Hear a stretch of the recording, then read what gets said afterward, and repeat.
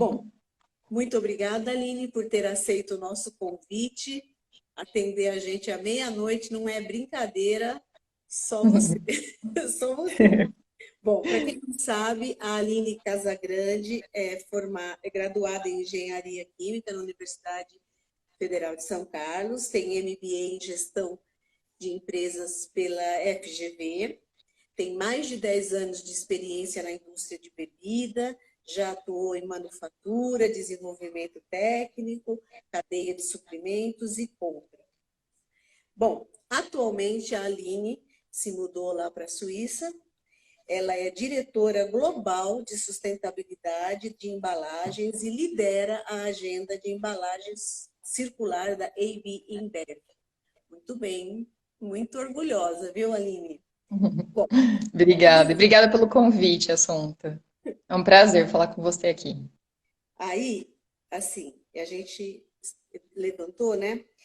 A AB InBev lançou em 2018, em seu programa Mais 100 Anos, né? Alinhado com os Objetivos do Desenvolvimento Sustentável da ONU, com o intuito de construir cadeias de embalagens, cadeias de suprimentos resilientes, comunidades produtivas e meio ambiente mais saudável. Não é pouca coisa, né? E é muito amplo, né? Eu acho fantástico estar atuando nos três, né? As metas de 2025 estão focadas em 4 áreas vitais para a companhia. Em água, né? E aí em parcerias com as ONGs e tal, vocês estão gerando aonde podem gerar maior impacto. Agricultura, água, mudanças climáticas e aí nós, né? Embalagem circular. Bom, até 2025 essa é a meta, é ter 100% das embalagens retornáveis ou fabricadas com material reciclado. Como a companhia chegou a estes objetivos? Quando a gente, lá em 2018, quando a gente foi setar as novas metas para 2025, alinhado com as ODS da UN, a gente definiu que a gente deveria sair um pouco do escopo nosso, da Ambev, então pensar um pouco mais a nossa cadeia inteira, tanto cadeia de suprimentos antes da produção, até depois da nossa cadeia, já pensando nos consumidores e nos pontos de venda. Então, quando a gente pensou nesse escopo um pouco mais amplo, a gente definiu que a gente deveria então, pensar na ODS 12, que é de produção e consumo responsável, e entendendo isso, a gente definiu que a gente queria eliminar 100% do resíduo que a gente estava colocando no meio ambiente. Realmente fechando o loop da embalagem para ter certeza de que isso aconteceria. Então, olhando muito mais com o aspecto de circular economy, né, da economia circular, para garantir que isso acontecesse. Quando a gente setou as metas, a gente pensou em 3 grandes impactos que a gente poderia gerar. O primeiro sendo a redução de carbono. Então, hoje, se a gente pensa nas nossas embalagens e na nosso packaging de maneira geral, 40% das emissões de carbono da IBA inteira vem da embalagem. Então, a gente sabia que a gente tinha que trabalhar na embalagem para poder atingir a nossa meta de ação climática, que é reduzir 25% de emissões de carbono. Além disso, tem outros aspectos. A gente sabia que, aumentando o conteúdo reciclado, a gente eliminaria mais de 1,3 milhões de toneladas de material virgem que está sendo extraído e também eliminaria esse resíduo que está aí no meio ambiente. Então, foram esses 3 grandes pilares que a gente pensou. Só que aí, indo um pouquinho mais além, quando a gente começou a implementar os programas, o que a gente percebeu é que, na realidade, os programas relacionados à reciclagem, na realidade, eles contemplam e eles impactam a vida de muitas pessoas. A gente sabe que hoje, a gente viu um artigo recente da Ellen MacArthur Foundation, dizendo que entre 15 e 20 milhões de pessoas trabalham nessa coleta informal de resíduos. Então, quando a gente começou a trabalhar com esses programas, e assim, dessas 15 a 20 milhões de pessoas que trabalham na coleta de resíduos, mais de 65% a única renda da casa depende desse tipo de trabalho. Atividade. E assim, a gente fez um estudo interno dos nossos projetos, a gente analisou os nossos projetos, e a gente percebeu que dentro das nossas cadeias, mais de 65% das pessoas trabalhando nessas cadeias, na realidade, eram mulheres, e que também eram responsáveis pelo sustento da casa.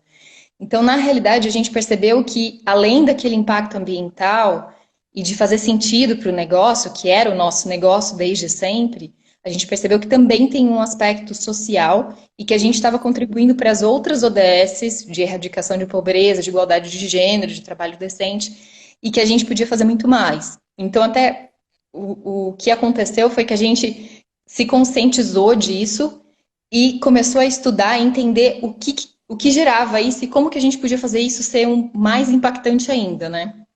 Então a gente se juntou junto com a Oxfam, que é uma organização não governamental, presente em mais de 67 países. A gente se juntou com eles e eles são especializados em erradicação de pobreza, acho que vale comentar. Então a gente se juntou com eles para entender quais eram as coisas que a gente fazia que impactava e a gente montou uma cartilha para nos próximos programas que a gente montar, a gente já levar em consideração os aspectos mais importantes para que isso seja realmente elevado e consiga ajudar mais pessoas na nossa cadeia, né? Acho que foram esses os aspectos mais ou menos. Muito bom. Bom, a AB InBev atrelou o tema sustentabilidade ou embalagem circular ao procurement. Por que tomar essa decisão? Você pode explicar um pouquinho? Porque isso não é comum, né? Acho que não era tão comum no passado, a gente viu algumas empresas também acabando entrando e fazendo esse tipo de movimento. Quando a gente foi lançar essas metas, a gente percebeu que, como eu comentei, né, por exemplo, o carbono, 40% das nossas emissões vem da embalagem, e as nossas embalagens são praticamente vêm dos nossos fornecedores também. Então, como a gente estava tentando trabalhar na cadeia inteira, o que a gente pensou foi uma maneira de se aproximar muito mais dos nossos fornecedores e da nossa cadeia de suprimentos. Então, foi por isso que a gente trouxe para dentro de procurement, para poder estreitar e influenciar a maneira como a gente está trabalhando em prol dessas metas de sustentabilidade. Essa foi uma maneira que a gente tinha pensado. E aí, assim, uma coisa interessante é que os fornecedores, eles são super abertos a essas metas de sustentabilidade, eles entendem a importância disso, e anualmente a gente coleta todos os dados e eles participam, de alguma maneira, do nosso reporte anual de sustentabilidade. Então, a gente coleta os dados, por exemplo, de conteúdo reciclado, ou de carbono, por exemplo, eles reportam para a gente consolida, a gente é auditado pela KPMG e depois publica o relatório dentro do nosso relatório anual como um número consolidado já auditado, que todos os dados são confidenciais dos nossos fornecedores. Então, assim, acabou que no fim das contas a gente conseguiu entregar muito mais coisa trabalhando junto com os nossos fornecedores e a gente está entregando e ainda tem muita coisa para fazer. E no fim das contas a gente conseguiu muito mais gente trabalhando em sustentabilidade. O time que antes trabalhava em sustentabilidade, que era o pessoal do meio ambiente, eles continuam trabalhando porque a gente continua trabalhando para melhorar as eficiências dentro das nossas operações. O time de procurement inteiro trabalha em sustentabilidade, não é só o time de sustentabilidade em si, mas é um monte de gente trabalhando em procurement e trabalhando com sustentabilidade. E, além disso, as outras áreas para fora de corporate affairs, por exemplo, continua também trabalhando com sustentabilidade. Então, no fim das contas, a gente ganhou muito mais gente trabalhando em prol dessas metas. Olhando para isso, né? Olhando. Exato. Bom, eu fiquei sabendo, né, que vocês têm, não sei se com eles ou se... Queria que você apresentasse a plataforma Eclipse e como que ela funciona. Tá. Então, Explicar depois eu posso colocar o link aqui para todo mundo poder acessar. Claro. Mas a plataforma foi criada para gerar essa troca de informações entre os fornecedores e entre a nossa cadeia.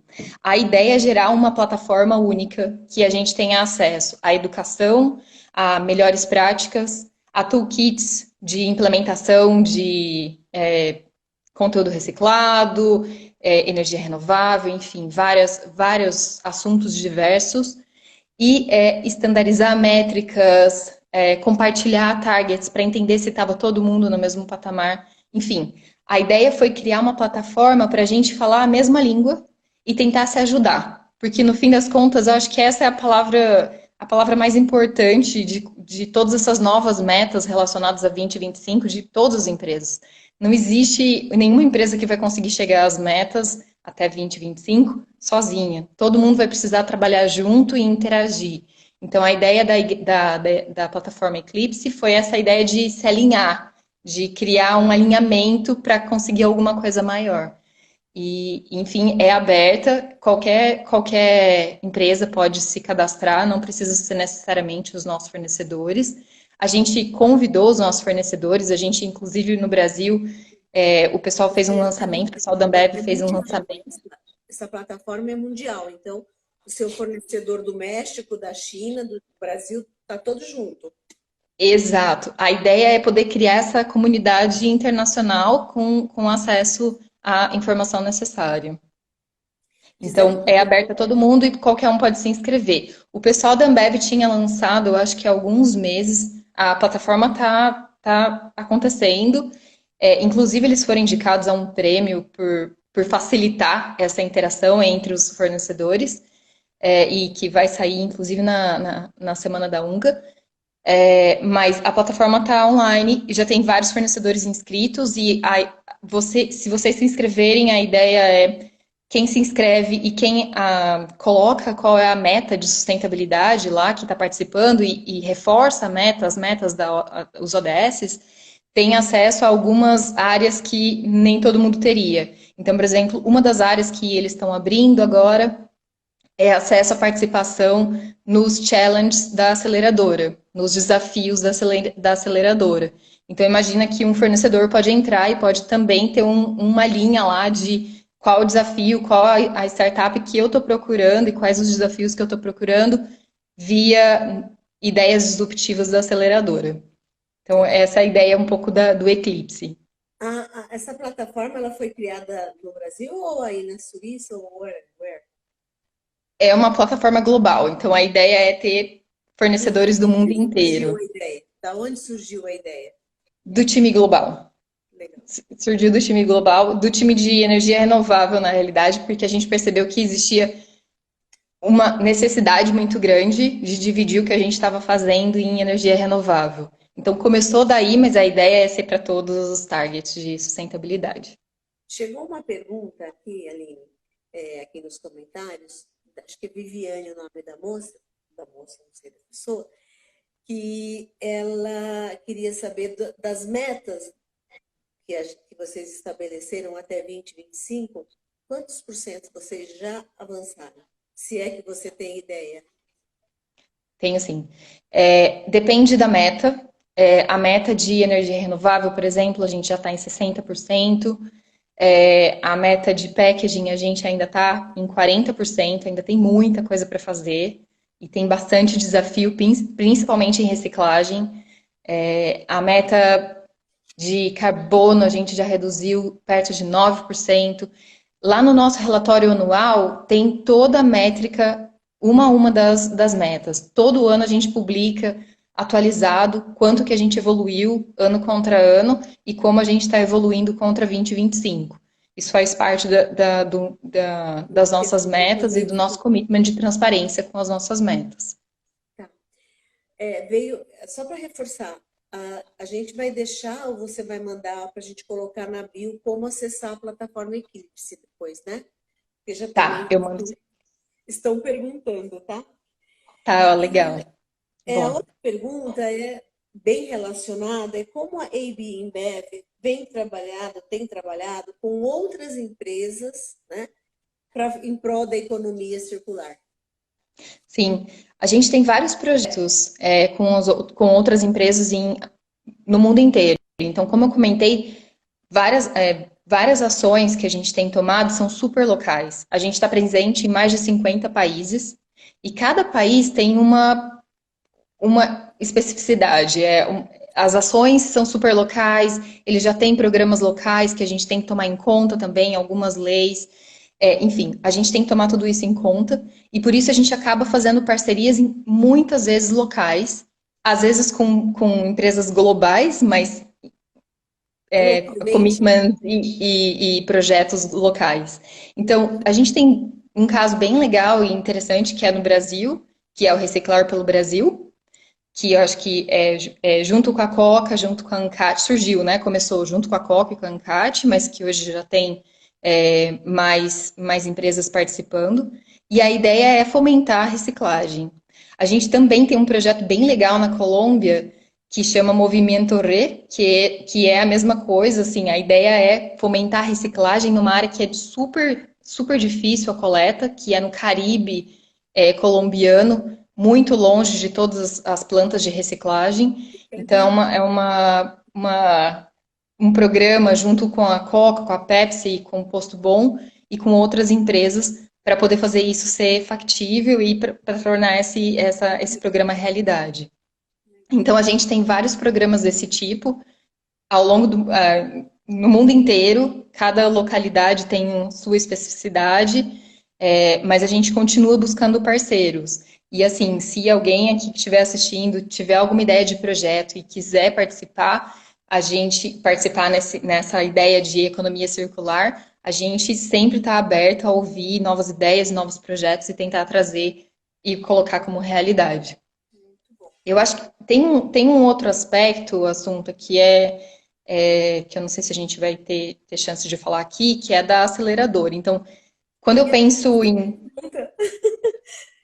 Tem uma aceleradora global, né, que vocês têm Sim, aí, que é uma oportunidade principalmente para startups, né? E exato. eu queria que você, porque eles podem depois escalarem esses resultados.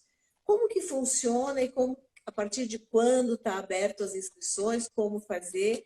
Eu já pedi para você depois de esquecer de deixar na bio do Instituto também, né? Também.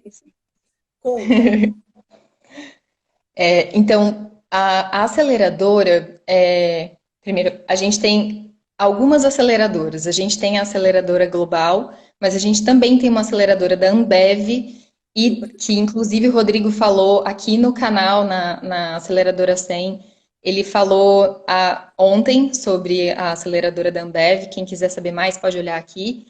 E a gente tem outras aceleradoras no mundo. A ideia da aceleradora surgiu para tentar trazer ideias disruptivas para esse negócio. A gente sabia que, assim, usando o modelo tradicional de negócio, a gente dificilmente conseguiria chegar às nossas metas de 2025. Então, Então, a gente foi atrás de ideias inovadoras, isso cabeças novas, ideias novas e renovadas para esse negócio, para tentar fazer alguma coisa diferente e chegar nas nossas metas. E a gente abriu, no final de 2018, a gente lançou a aceleradora 100 Mais. No primeiro ano, a gente recebeu 600 inscrições e o Brasil foi campeão, trouxe acho que mais de 400 inscrições. A gente selecionou 21 startups para ajudar a gente nas 4 grandes metas. Dentre essas, 3 eram brasileiras, que eu tenho o maior orgulho de falar, trouxeram ideias geniais para circular packaging, para embalagem circular, entre elas a Green Mining, a Molécula e a RSU. E no segundo ano, foi um sucesso o primeiro ano, né? A gente teve um monte de resultado muito legal. E no segundo ano a gente recebeu mais de 1.200 inscrições e a gente selecionou 17 startups, sendo dessas 17, 6 startups trabalhando com circular packaging no mundo inteiro. Uma brasileira, que é a Plataforma Verde, que inclusive a Ana Willa que é cofundadora da Plataforma Verde. Então, assim, é muito legal porque as startups e esses fundadores são geniais, eles trazem para a gente ideias e maneiras de pensar completamente diferentes. A ideia, por exemplo, da Green Mining, que é mapear aonde a gente tem alto consumo de vidro e colocar o hub para conseguir coletar o caco para a gente poder reciclar, foi sensacional e foi um sucesso. A gente o AgriMining já coletou mais de 1.000 toneladas de vidro até julho e já estão presentes em 3 estados com 15 hubs, então eles continuam crescendo. Isso é muito legal. Mas, assim, além disso, além de tudo, o mais legal é poder trabalhar com esse tipo de pessoa. Então, o Rodrigo Oliveira, que é o fundador da Green Mining, ele é genial e ele ensinou a gente muita coisa e fez várias perguntas para tirar a gente e fazer a gente pensar um pouco diferente do que a gente estava acostumado. Então, agrega demais trabalhar com essas startups. Além do resultado em si, agrega demais o modelo de pensamento, né? Falei do Rodrigo, mas assim, tem o Rodrigo da Molécula também, o Werner da RSU, a Nauila. Então, assim, todos eles são geniais e trazem para a gente ideias diferentes e questionamentos diferentes para o negócio. E como que já está abertas as inscrições para o próximo? Como que as pessoas podem fazer para se inscrever?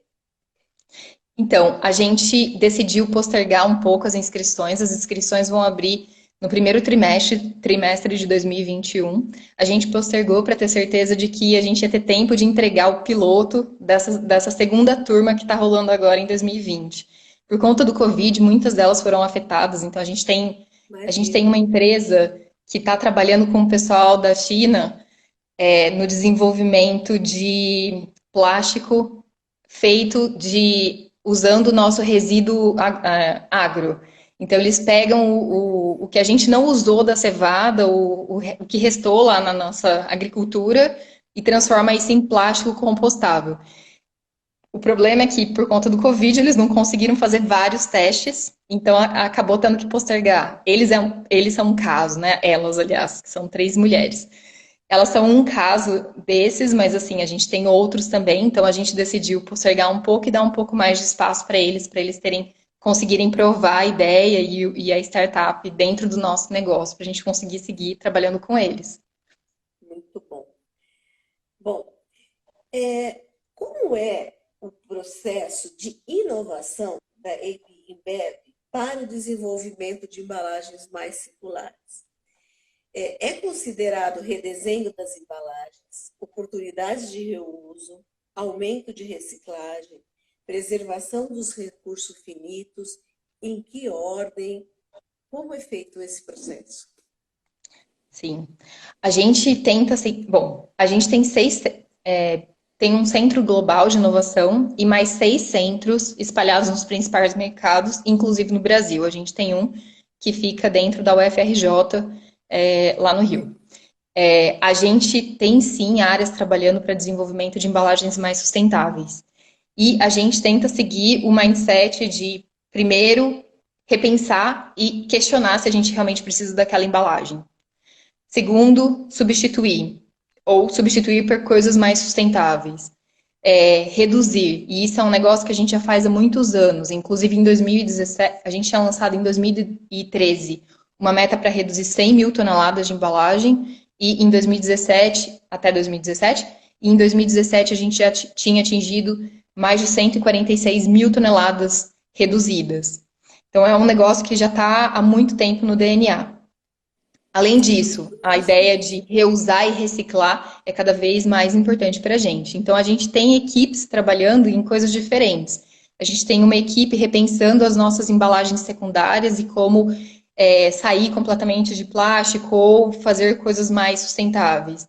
A gente tem uma equipe trabalhando em como fazer retornável voltar a ser importante para o consumidor ou appealing, né, para o consumidor. Então, a gente tem equipes trabalhando em coisas diferentes e tentando buscar sempre esses steps. Mas eu acho que tem uma coisa bem legal que a equipe da Ambev, liderada pelo Vitor e pela Lisa, fizeram junto com o Instituto de Embalagem, que é o Scorecard de Sustentabilidade, que eu acho que é muito legal e é a melhor maneira da gente entender se a gente está indo no caminho certo. A ideia do Scorecard é medir retornabilidade, o peso da embalagem, as taxas de reciclagem do país, o conteúdo reciclado, as emissões de carbono daquele tipo de material e compilar tudo isso em um único índice, que eu acho que era a grande dificuldade do passado, porque quando a gente começa a comparar embalagens diferentes, são tantas variáveis que às vezes fica difícil de fazer a comparação. E eu acho que, junto com o Instituto, a gente conseguiu criar esse índice único, né? A Assunta aí liderou o projeto junto com a gente. A gente conseguiu criar esse índice único que facilita essa comparação de uma embalagem com a outra e que eu acho que é o futuro para a gente saber se a gente está indo e fazendo a coisa certa. Então, e é muito mais fácil também usar esse tipo de comparação com pessoas que às vezes não estão trabalhando diretamente com sustentabilidade. Fica muito mais simples de contar a história. Que você consegue dar entrada e ter um número para poder pontuar. Mas vamos lá. Exato. Qual a importância do uso de materiais recicláveis? E como isso está na agenda da AB InBev? É super alto. A gente hoje tem em torno de 99% de materiais recicláveis dentro da nossa cadeia. A gente tem algumas pequenas coisas de keg e outras pequenas partes de borracha que não são recicláveis, e ainda algumas barreiras para algumas bebidas especiais, mas todo o resto a gente foi migrando e eliminando da nossa cadeia.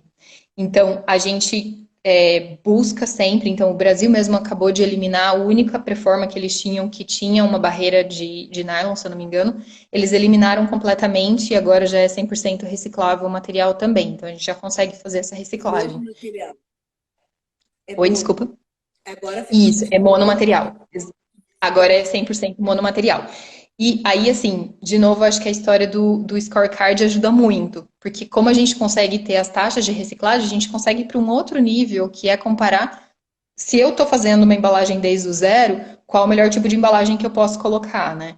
Então aí ajuda muito mais a gente a garantir que a gente vai ter uma coisa sustentável de longo prazo. Então, acho que é isso. E acho que tem um outro aspecto também de inovação, e pensando um pouco nessa parte de comunicação também com o consumidor e engajamento com o consumidor, porque às vezes quando a gente está fazendo inovação, no fim das contas a gente está fazendo para o nosso consumidor, né? A gente fala que o consumidor é o chefe. Então, tem um outro aspecto que a gente tem feito muita inovação usando as nossas marcas para tentar falar sobre sustentabilidade, sobre embalagem circular. Então, a Corona tem feito muito isso. A Corona é a nossa marca global de embalagem circular e tem falado muito de poluição plástica. O ano passado eles fizeram várias campanhas de limpeza de praia, mas eles também fizeram a campanha deles inteira de verão falando sobre poluição plástica nos principais mercados, incentivaram consumidores a fazerem a reciclagem e desenvolveram uma embalagem para sair do anel plástico para um anel que é completamente plastic free, né? Sem nada de plástico e que é compostável também. A Jupiler, por exemplo, pensando na embalagem circular, o que eles desenvolveram o filme Shrink 100% reciclado. E 100% reciclado pré e pós-consumo, inclusive impresso. Então, assim, eles conseguiram alta qualidade de reciclagem, provando que sim, é possível e que a gente tem que continuar tentando desenvolver os mercados locais com esse tipo de tecnologia. Então, sim, existe uma luz no fim do túnel. E, além disso, a Jupiler também usou uma campanha no fim do ano, uma campanha super importante, para falar de reciclagem de lata.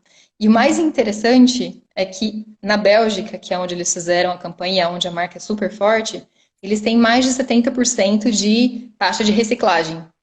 Só que ainda assim eles estão super insatisfeitos e fizeram a campanha para tentar aumentar essa taxa e chegar no 100%, que eles ainda estão longe do Brasil, né? O Brasil tá melhor nesse nível. Nesse ponto o Brasil tá melhor. A gente ganha em alguma coisa, tá vendo? Pois é. O maior desafio, Aline, para aumentar a reciclagem globalmente?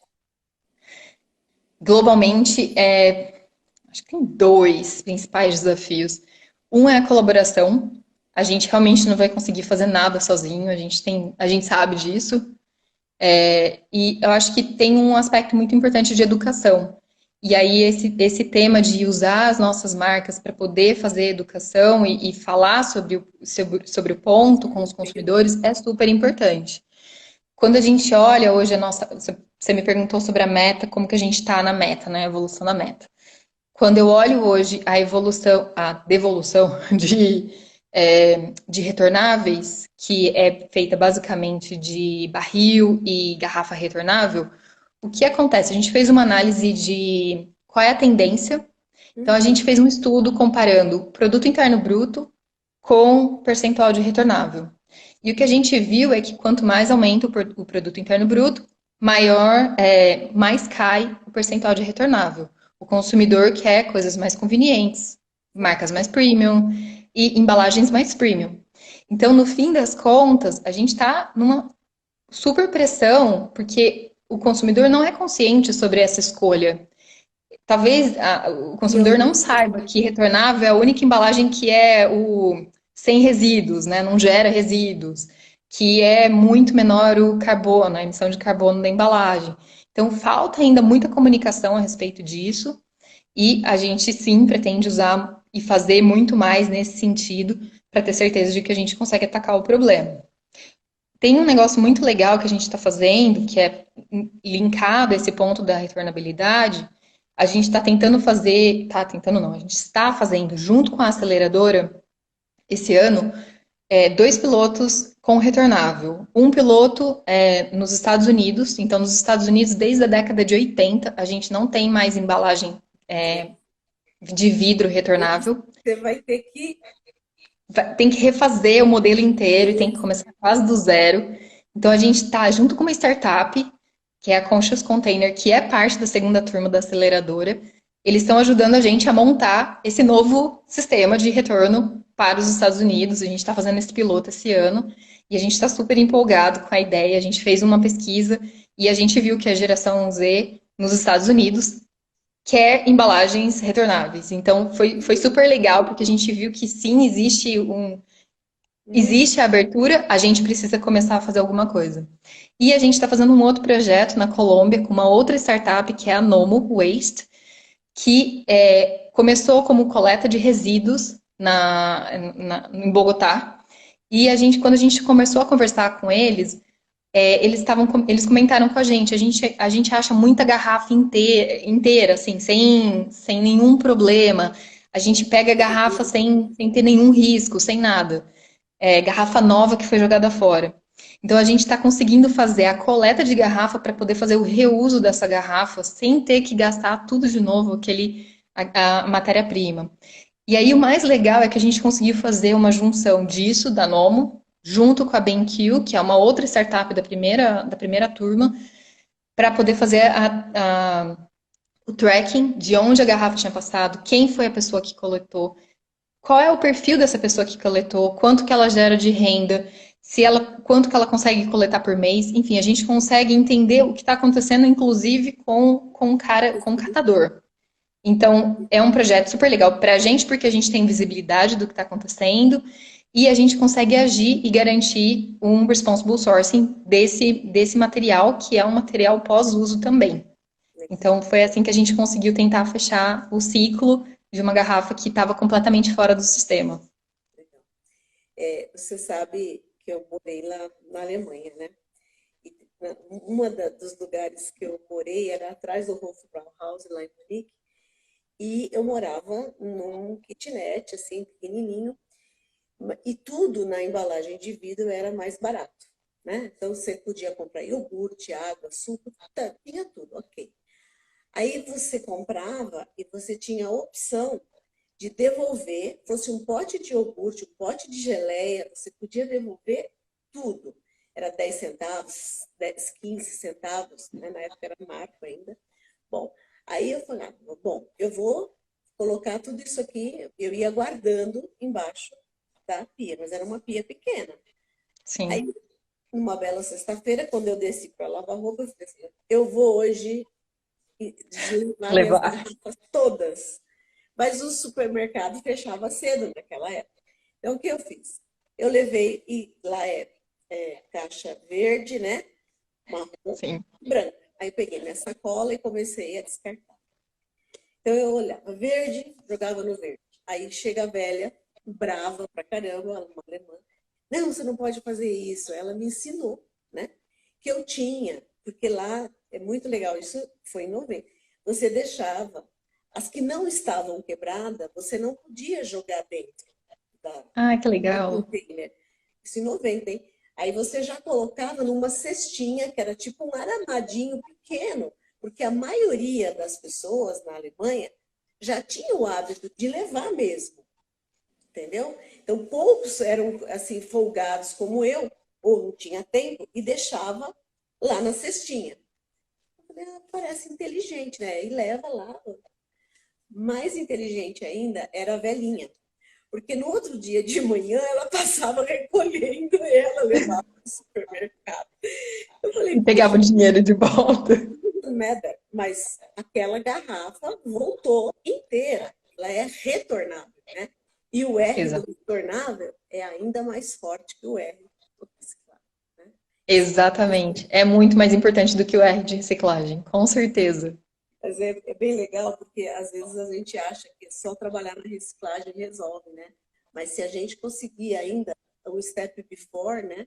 Então a gente está sempre tendo que rever. Bom, quanto que é importante educar o consumidor e o que vocês estão fazendo para isso, Aline? Eu acho que a gente tá fazendo muito mais no sentido de usar as nossas marcas para fazer isso. Então, dentro dos pilares de estratégia que a gente tem, lá de parceria, ideias disruptivas, inovação, a gente tem o último pilar que são as nossas marcas, que é o ponto de contato com o consumidor. A gente tem esse privilégio que outras empresas não têm. Então, isso facilita muito e a ideia é essa, tentar achar aonde faz sentido falar sobre o assunto e fazer esse tipo de comunicação direto com o consumidor e, inclusive, usar a marca para fazer inovação e desenvolvimento para poder ter esse tipo de comunicação depois. Ainda acho que usa um pouco, permita-me, né? Eu Sim, acho que concordo. pode muito por instruções, né? Assim como tem a instrução de usar a temperatura e tal, por que não a gente por pequenas mensagens, né?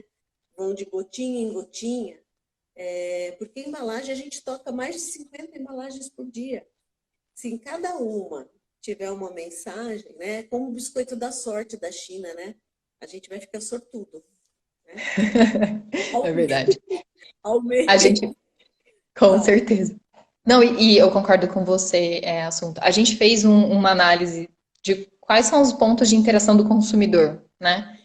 E assim, apesar de cerveja ser o que vem na nossa cabeça quando a gente pensa num produto que é cerveja, ou mesmo refrigerante, né?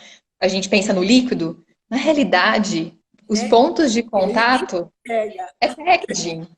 é lógico. Então tem lá 50 pontos de contato, né, como você comentou, e tem um que é o de beber, de verdade sentir o sabor do líquido. O resto, 50 pontos, são os pontos de contato do consumidor com a embalagem. Ou embalagem secundária, ou primária, ou até na disposição da embalagem, de alguma maneira, né? Então, realmente pensando na jornada do consumidor, realmente é ali que tem que ser a mensagem e é assim que a gente vai chegar lá mesmo. E não vai custar nada, né? Essa Concordo. não custa nada. Muito bom. As garrafas PETs, do Brasil pelo menos, né, o número que a gente tem, que foi divulgado, é que só tem 22% de reciclado atualmente. Por quê? Por que não dá para aumentar? Qual é a dificuldade, o desafio, enfim? No Brasil, na realidade, o ano passado eles fecharam em dezembro com 40% de conteúdo reciclado. E a meta é aumentar esse número ainda esse ano. Mas no mundo, de fato, a gente tem 22%, ainda muito baixo. E tem questões diferentes e desafios diferentes. Então, no Brasil, acho que o principal desafio ainda é a coleta. Existe a capacidade de reciclagem, a gente vê que tem fornecedores que têm capacidade de reciclagem, mas a coleta ainda é um grande problema. Ou seja, mais do que nunca, reforçando que os nossos projetos de reciclagem, junto com esses parceiros, é super relevante, super importante. Então, esses projetos, junto com a ANCAT e com as outras empresas, é super relevante. E nos outros países, o que acontece na maioria das vezes é a falta completa de reciclador. Então, a gente vê alguns mercados com recicladores e sem coleta, que é o caso do Brasil, do México, em alguns casos. Mas, assim, no resto da América Latina, na África, na Europa, na Ásia, o grande problema é que ainda não existe a reciclagem. E existem alguns mitos e algumas tecnologias que são muito antigas e muito arcaicas. Então, por exemplo, quando a gente vai e fala do Guaraná que é reciclado, é 100% reciclado, recycled content, né? Tem conteúdo 100% reciclado. Desde 2012, eles não acreditam, porque o que eles acham é que só dá para reciclar o PET cristal e ainda assim com um percentual super baixo de conteúdo reciclado. Então ainda existe muito mito em relação a isso e acaba fazendo com que os fornecedores, inclusive, não queiram investir na reciclagem, no sistema de reciclagem nos outros países. Então é um trabalho bem complexo. O nosso time de procurement aí é mais importante do que nunca para poder conseguir achar quais são esses parceiros estratégicos que vão conseguir fazer essa mudança junto com a gente e ajudar também a gente a implementar esses novos parceiros. Então, existe esse grande desafio. Acho que vale comentar, Assunta, que realmente o nosso conteúdo ainda é muito baixo, mas eu não posso deixar de falar que, na realidade, a As You Sow, se vocês procurarem, depois eu coloco o link também, eles lançaram um report de plástico e eles fizeram uma análise de todos os players que usam plástico, ou dos maiores players que usam plástico, e na realidade a ABI tem o maior conteúdo de reciclado dentre as FMCGs. Depois a gente só é seguido, assim, o segundo maior é 9% só na Europa. Não é nem o report global deles, é só na Europa. Então, assim, apesar de ser muito baixo, a gente sabe que a gente saiu na frente e é muito graças ao Brasil e à América do Sul que estão tentando acelerar e estão colocando muito mais conteúdo do que o resto do mundo. Ensina uma coisa agora, depois Vai você... lá.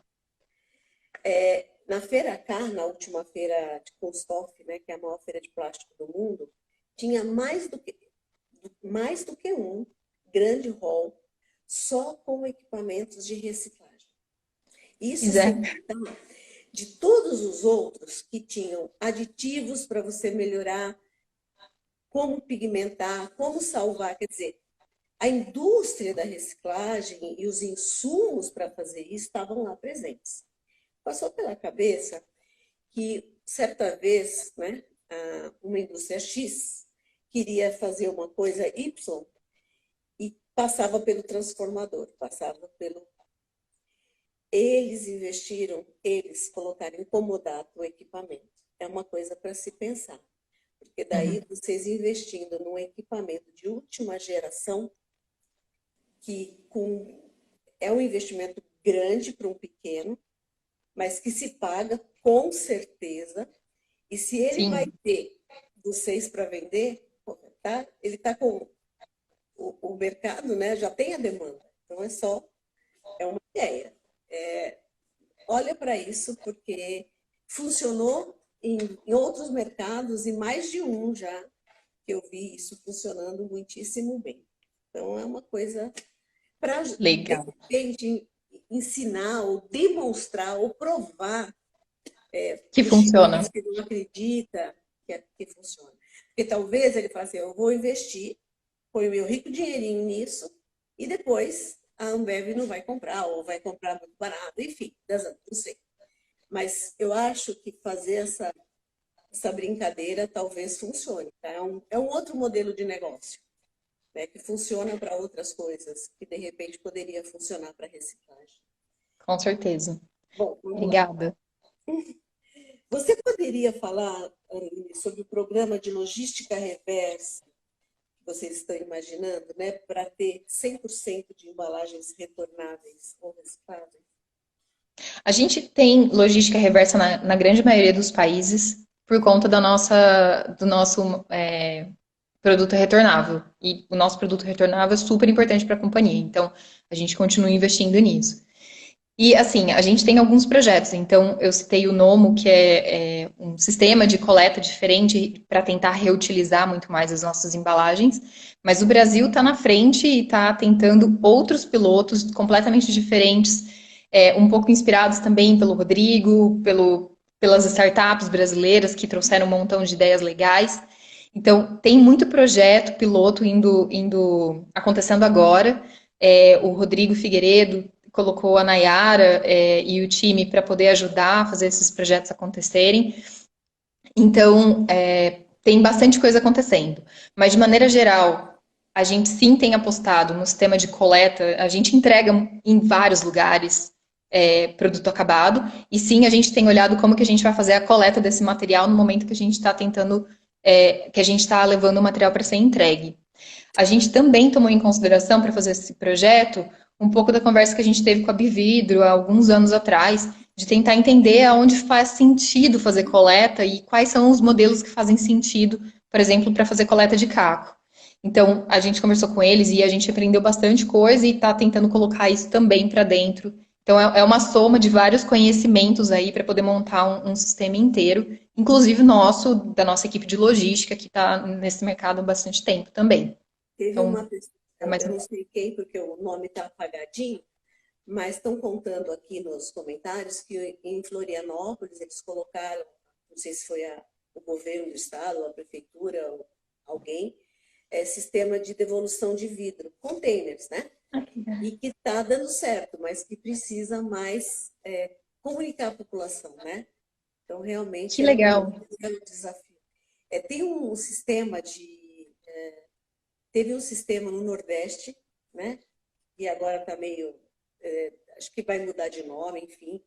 Era o catacaco, que eles faziam em toda a periferia, nas grandes cidades, né? Porque tinha uma empresa de vidro, né? Que era a Companhia Industrial Vidreira, que foi agora adquirida pela UAI. Então, esse catacaco reunia toda a periferia, todos, porque tinha uma fábrica. Então, era possível, né? O vidro é pesado. E um outro muitíssimo legal é lá na região de Bento Gonçalves, no sul, porque eles consomem muito vinho, né, e suco. Então, Sim. lá é muito forte esse hábito de vinho, de suco. E aí eles montaram também um sistema de recolher e de retornar. E está funcionando. Começou com uma empresa, foi a Salton. Eu visitei, inclusive, né? E eu achei muito interessante, porque, assim, começa com um, né? E eu sempre falo também que as crianças nascem pequenas, depois é que elas crescem.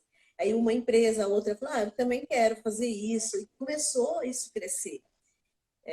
Então, e aí a Salton, com o volume que ela conseguia recolher, viu que valia a pena lavar e reutilizar.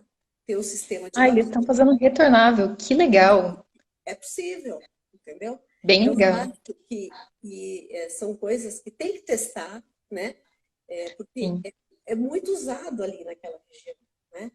Tem exemplos de vidro também em Botucatu, que estão usando leite com vidro retornado. Então, eles levam o leite, né, para as pessoas, depois recolhem as garrafinhas e colocam outro leite, como nos velhos tempos. Quando é uma região Exato. verde, make sense, sabe? Mas assim, a gente não pode pensar que o único modelo vai dar certo para tudo, né? Cada lugar, eu sempre falo, análise de ciclo de vida não dá para você fazer e pôr Não para dá. todo mundo, é lei. Não dá, porque cada lugar é um lugar, tem os seus recursos, tem suas limitações, né?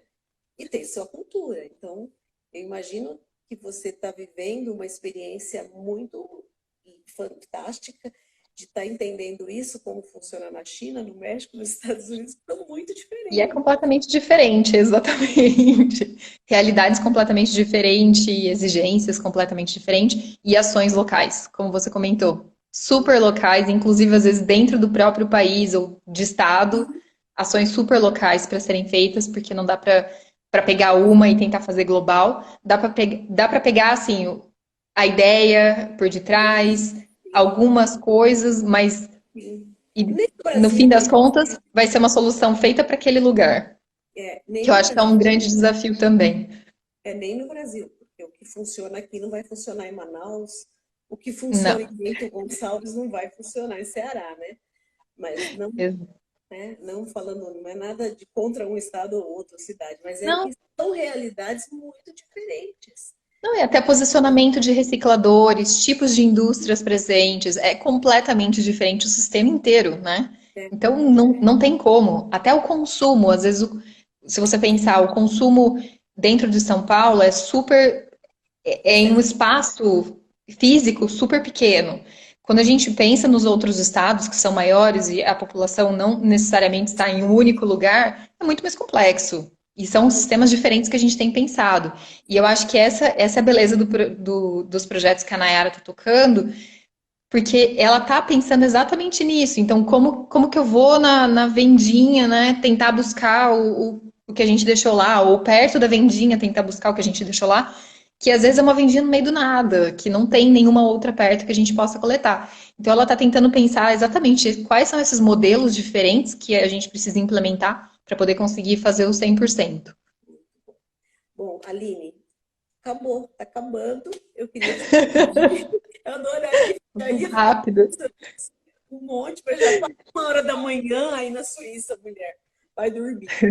Aline, eu queria te pedir para você, se você puder, lógico, né, deixar uma última mensagem para quem está nos assistindo.